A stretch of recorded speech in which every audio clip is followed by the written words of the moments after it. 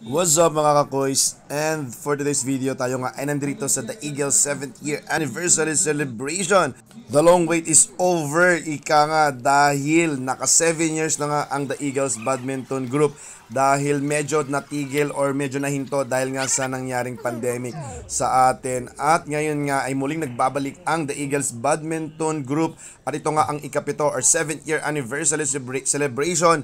At grabe, napakaraming sumali. Maraming salamat sa 166 participants na sumali at nakijoin sa ating tournament. At ito nga ay ginanap noong November 3, 2023, Friday sa Palestine School, Abu Hamur dito sa Qatar. At masayang-masaya ang lahat dahil syempre nagkita-kitang muli. At maraming salamat sa lahat ng ating mga sponsors gaya na lamang ng Maharlika Cargo Safe at Sigurado, Kwentong Kalye, Hook Up Qatar, Daily Drip Cafe and Desserts, Bea Jones Trading and Bea Jones Beauty Salon and Spa. Maraming salamat sa lahat ng mga participants, lalong-lalo na sa mga officers at mga committees na dumalo at nakipag-participate during the 7th year anniversary celebration ng The Eagles.